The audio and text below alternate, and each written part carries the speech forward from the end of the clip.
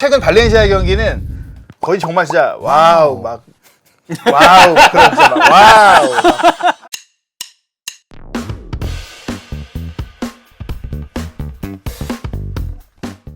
유럽 축구 4대 리그를 다루는 4대 축황에 오신 여러분 환영합니다. 자, 라리가 워스트팀을 꼽아보자 이건데요. 발렌시아죠. 하비 그라시아 감독이 그만둘 수도 있다라는. 저도 그 소문을 예. 들으면서 여기 왔어요. 네. 이렇게 영입 잘 안 될 거를 알고는 있었기 때문에 그래도 뭐 싸고 진짜 실속 있는 선수로만 몇 명 영입해달라고 했다. 그랬더니 팀에서 가져온 영입 리스트가 죄다 그거보다 비싼 조르제 멘데스 선수만 잔뜩 가져왔더라. 그래가지고 내가 학을 뗐다. 이런 류의 얘기 루머가 있었습니다. 그 선수들을 뭐 사지 않았을 거예요. 지금 못 샀죠. 발렌시아는 돈이 없기 제로니까. 때문에. 이 기존의 선수들 중에 누군가가 나가는 소식이 나오지 않는다면 마치 토트넘처럼 영입은 없을 것이다. 예를 들어서 미드필드 보강 카푸에 얘기가 나왔는데 카푸에 얘기가 나온 이유는 콘도그비아가 나갈 수도 있기 때문에 나왔던 얘기예요. 이미 나간 선수들을 기존에 나갔던 코클랭이나 파레오가 아니라 콘도그비아까지도 나갈 가능성. 물론 콘도그비아가 잔류한다는 얘기가 나왔을 때 이미 저는 미드필드 보강이 없을 거라고 생각을 했습니다. 그리고 수비수 라인도 마찬가지예요. 망갈라가 나가야 되는데 망갈라가 나가지 않았고 이미 닫혀있는 상태이기 때문에 센터백이 올 리가 없다. 다쳤음에도 불구하고 데려갈 팀이 있었다면 오겠죠. 지금 제가 듣기로도 그라시아 감독이 가장 원했던 보강은 중앙 미드필더와 센터백이었는데 그 부분에 있어서 발렌시아는 적극적으로 움직이지 않았다. 기존 선수를 써라 라는 입장이었던 것 같고. 그 영입인 거는 그가 뭐 레알 마드리드나 발렌시아나 똑같은데 레알 마드리드는 어쨌건 기존 선수들이 다 지켜져 있었던 데 반해서 베일 무시합니까? 무시해야 되죠. 말씀하십시오. 예, 안 말씀하십시오. 예. 반면 이제 발렌시아는 떠난 선수들이 5명이 주전 선수고요. 지난 시즌에. 그리고 또 2명도 나름 많이 뛰었거든요. 그 플로렌츠 같은 경우는 겨울에 이제 임대로 데려와가지고 그 기간만 후반기만 놓고 보면 주전급 선수였고요. 그렇죠. 예, 그 하우메 코스타도 의외로 많이 뛴 선수거든요. 쏠쏠한 그거가 로테이션 자원이었는데 7명이 사실상 뭐 그가 주전에서 준주전급 선수들이 나갔는데 영입이 한 명도 없으면은 이거는 팀이 망존 거죠. 예, 영입이 한 명 있어요. 우나이 에체바리아라고 골키퍼를 이제 무족 선수를 데려왔습니다. 그래서 왜냐하면 실러선 선수가 지금 부상 중이고 내보내려고 했거든요. 이 선수도. 근데 부상을 당해서 못 내보냈었어요. 이 선수도 연봉이 높다 보니까. 우나이 에체바레. 예, 그래서 이 에체바리아를 데려왔는데 거의 그냥 안 나올 겁니다. 떠난 선수를 구체적으로 이제 설명드리면 로드리고 모레노. 이 선수가 간 거는 엄청난 타격이죠. 근데 하지만 이 선수는 애초에 작년부터 계속 발렌시아에서 내보내려고 했어요. 이해를 못 하겠어. 이 기량이 좋은데 연봉이 뭐 부담스럽다고 자꾸 하는데 연봉이 얼마인지 굉장히 많이 받았을 것 같지는 않은데 스페인에서. 이 선수를 내보내려고 했는데 내보냈고 가라인이 이미 나갔고 페란 토레스를 내보내게 한 게 나간 게 사실 발렌시아 입장에 충격이었다. 왜냐? 팔 생각은 있었지만 너무 싸게 팔았다. 계약 연장을 해서 비싸게 팔려고 싶었는데 페란 토레스가 아예 그 계약 연장 의사를 보이지 않으면서 싼 값에 갔다. 그리고 코클랭과 파레오는 사실상 이제 지난 시즌 주전 조합이었는데 연봉 총액을 줄여야 된다는 이유로 비아레알에 싼 값에 넘겼다. 발렌시아의 더 큰 문제는 그거예요. 그러니까 팔려면 제대로 비싸게 팔아야 되는데 페란 토레스도 가치 대비 싸게 팔린 거고요. 예, 로드리고만 그나마 그래도 조금 제값 받았다. 나머지는 다 파레온 그냥 내보냈잖아요. 보스만으로. 그랬고 이제 말씀하신 플로렌치랑 또 피치니도 이제 임대로 나갔고 피치니 같은 경우는 뭐 아예 내보낼 생각이 있는 것 같고요. 그리고 이제 알렉스 센텔레스라고 이 선수는 이제 유망주 풀백인데 프리시즌 경기 보니까 뛸 수 있는 기량이 아니더라고요. 가해가 거의 나온다고 봤을 때는 뛸 수 없으니까 알메리아로 가버렸습니다. 그 외에 보강된 포지션이라면 사실 지난 시즌 여름에 이제 데려왔던 우로스 라치치 선수가 이제 포르투갈로 임대를 갔다가 와서 지금 쓰고 있는데 좀 애매해요. 좀 이 선수가 나쁘진 않은데 그렇다고 주전으로 기용하기 애매해서 결국 바스를 올려서 쓰고 있는 상태고요. 솔레르가 근데 이제 부상에서 낫고 이제 돌아왔기 때문에 그 자리를 이제 뛸 것 같습니다. 그리고 알렉스 블랑코를 이제 사라고사에서 데려와서 써봤는데 역시 뭐 측면에 이제 왼쪽 측면 위치를 써봤거든요. 근데 뭐 그래요. 다 아시다시피 낯설잖아요. 뭐 그래요. 낯선 만큼의 낯선 활약을 하더라고요. 이강인이 더 잘하는구나. 이강인 낯선 만큼의 활약이라니. 그냥 뭐 그렇구나. 굳이 이게 발렌시아에 쓸 정도인가? 약간 이런 느낌이 들어요. 이강인이 뛰었을 때 경기당 슈팅 숫자를 그 계산을 하면은 9.8회 정도가 나오고요. 반면 이제 이강인이 빠졌을 때는 7.2회 정도밖에 안 나옵니다. 그거 더 떨어지더라고요. 유효한 차이가 있네요. 예, 아직 표본이 너무 작긴 하지만 유효한 차이가 있습니다. 딱 그리고 정확하게 절반이니까 출전 시간이.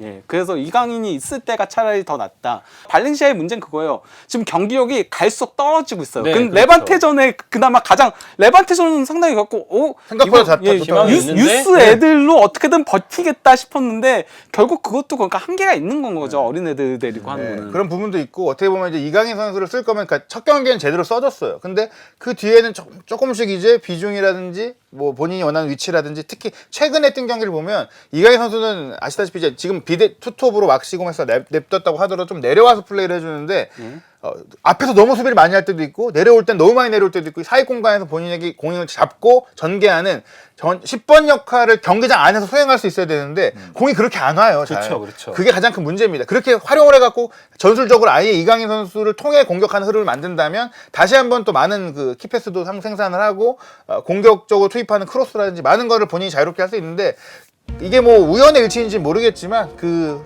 가야 선수와 그 프리킥 다툼이 있은 이후 그러니까 이건 아닙니다. 그러니까 왜냐면 훈련장에서 잘 지내고 있거든요. 한준 아니 모론 그리고 제기. 아니 그 그라시아 감독이 이거는 개막전 때부터 얘기를 했던 거예요. 그 중원은 보강을 해야 된다. 그렇죠. 중원에 지금 문제가 있다고요. 중원에서 패스가 공급이 돼야지 거기서 이제 그 이강인 선수가 찬스 메이킹을 하는 거거든요. 근데 중원에서 패스가 안 오니까 지금 현재 발렌시아 중원에서는 제일 잘하는 선수 콘도구비아인데 콘도구비아도 혼자 뭐 이제 하기 쉽지 않고 멍청한 스타일의 플레이 하잖아요. 멍청한데 아니 그나마 제일 피지컬로 잘해. 하잖아, 근데 피지컬로. 그나마 제일 잘해. 피지컬이 똑똑하잖아.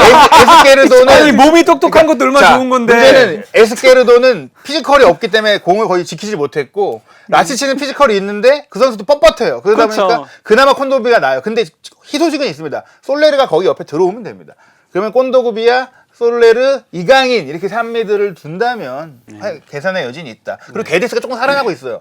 게데스가 살아나고 막시고메스는 사실 꾸준히 잘해줍니다. 막시고메스가 그나마 발렌시아의 희망이에요. 경기당 슈팅 숫자도 개막전을 제외하면은 19위고요. 발렌시아가. 그리고 이제 기대 득점 있잖아요. XG값. 그것도 개막전을 제외하면은 엘체 다음에 밑에서 2위예요. 예, 그 정도로 그러니까 공격 수치가 너무 안 좋아요. 공격 수치가 강등권이거든요. 예, 근데 그나마 그래도 득점을 어느 정도 하면서 나가고 있는 이유가 막시 고메스 덕이다. 다. 나머지 게데스만 제 몫을 해준다면 왼쪽에서 그렇게 된다면은 사실 잔류를 걱정해야 될 정도 전력은 아닐 것이다. 그러니까 솔레르가 또 잘해줘야 된다는 뭐 그런 전제 조건이 있지만 전술권이 너무 많은 거 아닙니까? 또 변수가 나타난 건 하비 그라시아가 떠나면 어떡할 것이냐. 떠나지 않겠죠. 근데 설마가 어떻게 저 모르지만 사람 잡을 것 같은데. 예, 그런 어떤 메시지를 좀 던지면서 이 A미치 기간 동안 팀을 잘 정비하고 솔레르, 이강인, 막시고메스 요 라인만 제대로 살아나줘도 지금까지의 경기력보다는 좋아질 것이라고 보고요. 최근 발렌시아 경기는 거의 정말 진짜 와우 그런 진짜 막 와우 화면에 주먹질하고 화면을 때리고 싶은 그런 느낌이 드는 진짜 아주 열받는 경기를 하고 있습니다. 그러니까 어떤 슛을 만들기 위한 어떤 세팅 작업이라는 게 아예 존재하지 않더라고요. 이강인이 잡아서 자기 머리로 혼자 풀어주는 거 빼고는 이강인이 들어오면 갑자기 이제 잘 풀리잖아요. 제로던데, 제로? 그래서 실질적으로 현지에서 이강인에 대한 좋은 평가가 나올 수밖에 없는 게 확연합니다. 있을 때 없을 때가. 그렇다고 해서 또 이강인 선수가 나온다고 해서 혼자 무슨 메시처럼 다 이렇게 할 수는 있는 건 그것도 아니거든요. 아니죠. 그렇기 때문에 결국에는 솔레르가 살아나야 된다. 그리고 게데스도 살아나야 된다. 벌써 3개 그런 게 그라시아 이루어진다면 나가면 안 된다. 네. 뭐 이강인 제자리에 써야 된다. 한 6개 정도의 조건만 충족되면 그리고 잔류할 수 있어요. 가블리엘 파울리스타가 정신을 좀 차려야 된다. 네, 7개째. 예. 네, 이강인 선수가 그래서 이런 상황 때문에 재계약을 하느니 마느니 하는 얘기가 나오고 예. 있고 예. 심지어는 이적 시장 막판에 나갈 거라는 루머가 하루 동안 확 돌았잖아요. 예. 이강인은 재계약을 하는 게 낫겠습니까? 아니면 안 하고 버티다가 토레스처럼 날르는 게 낫겠습니까? 사실 저는 개인적으로는 재계약은 최대한 미루는 게 좋다. 하지만 토레스처럼 나가는 것보다는 미뤄서 일단 좀 좋은 조건을 만드는 게 중요하고 발렌시아가 영원히 이렇게 가진 않을 거예요. 그래서 구단의 상황이 분명히 스페인 내에서도 큰 팀이고 그리고 한 가지 좀 정리해드리고 싶은 게 이적 시장 막판에 나갈 수 있다는 소문은 와전된 겁니다. 와전이요? 스페인 현지에서 나왔던 완전히 얘기도 와전? 이적 시장 막판에 사실은 발렌시아가 재계약을 완료하고 싶었으나 완료하지 않음으로 인해 겨울 이적 시장에 나갈 수 있는 상황이 됐다. 왜냐? 앞으로 나갈 내년 가능성이 여름이 되면 계약이 1년밖에 남지 않기 때문에 페란 토레스와 똑같은 상황이 돼요. 그렇기 때문에 그런 상황에 대해서 헐값에 보내니 만약 좋은 오퍼가 있으면 발렌시아는 1월에 보낼 수 있을 것이다라고 나온 것이고 그리고 대표적으로 네이버의 뉴스 가보시면 가장 많이 나온 와전된 소식이 파리 생제르맹과 웨스트햄, 풀럼이 이강인을 관심 갖고 있다는 얘기예요. 그 내용을 전체로 보면 그 세 팀은 디아카비와 연결된 팀이에요. 디아카비를 파리 생제르맹과 풀럼 웨스트햄이 주시했다라는 얘기고 디아카비를 내보내려고 했으니까. 그리고 이강인 선수는 프랑스, 뭐 독일, 예. 뭐 이런 리그, 이탈리아까지 요 리그에서 관심을 가진 거지. 두루뭉실하게 그러니까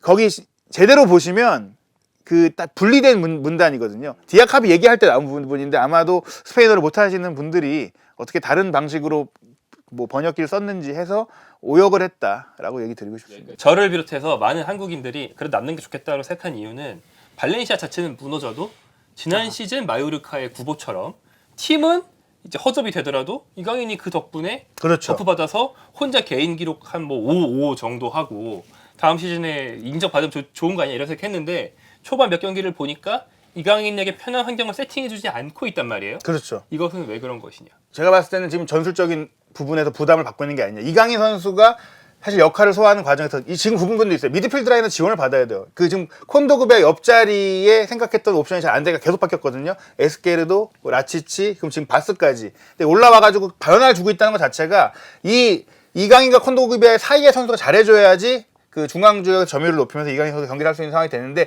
그게 안 되니까 이강인이 공 뺏으러 너무 많이 올라가고 그게 또 빌드업이 뒤에서 안 올라오니까 너무 많이 내려와요. 그 상황이 이어지니까 본래도 사실은 시즌 초반에 몸 상태가 100% 완전하지 않았던 이강인 선수의 경기력이 좀 떨어지고 있는 겁니다. 그래서 사실 실제로도 현지에서도 이강인이 최근에 출전 시간이 줄어든 건 입지의 문제가 아니라 실제적으로 체력적인 문제 통해서 로테이션이 있던 부분이다. 주중 주말 경기를 하니까 뭐 그렇다고 해도 그걸 다 못 뛸 정도의 선수인가라는 부분에 대해서는 저도 이제 이강인 선수의 뭐 젖산 체크를 제가 안 해봤기 때문에 모르겠지만 어쨌든 중요한 건 이강인 선수가 못 나온 사실은 이런 경기 안의 구조 속에서 많이 지치고 있다. 피지컬적으로. 네, 그렇다고 볼 수 있습니다.